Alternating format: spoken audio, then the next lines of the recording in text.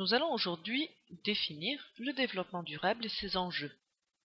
La notion de développement durable, très utilisée ces dernières années dans les médias, n'est pourtant pas nouvelle.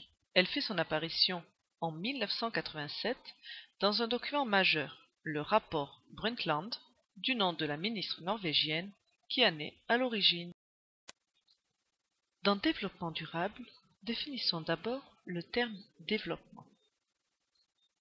Dans le monde, il y a des pays très développés, comme la France. C'est-à-dire que la France est un pays riche.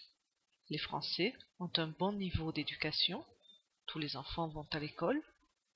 Les Français ont également un très bon niveau de santé, il y a de nombreux médecins, et les frais de santé sont payés par la sécurité sociale, ce qui permet à tous de se soigner. Donc, un pays développé est un pays où la population a de bonnes conditions de vie.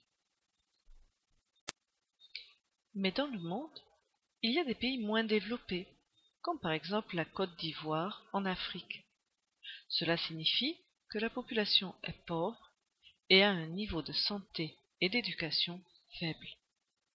Ce sont des pays dans lesquels la population a donc de mauvaises conditions de vie.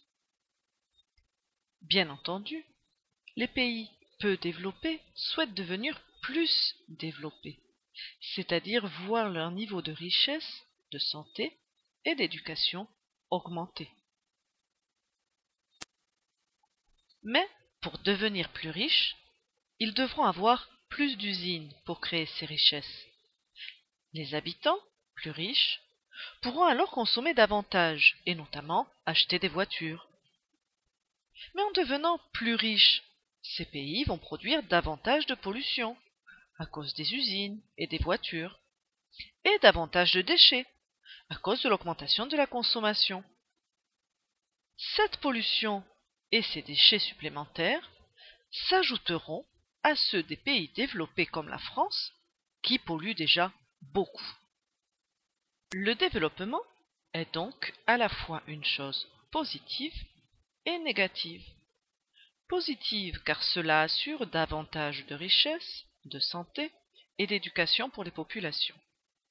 Négative car elle entraîne une augmentation de la pollution et une dégradation de l'environnement. On ne peut pas demander aux hommes de renoncer à améliorer leur qualité de vie. On ne peut donc pas leur demander de renoncer au développement. Mais cela pose un problème. Nous risquons de vivre sur une planète de plus en plus polluée.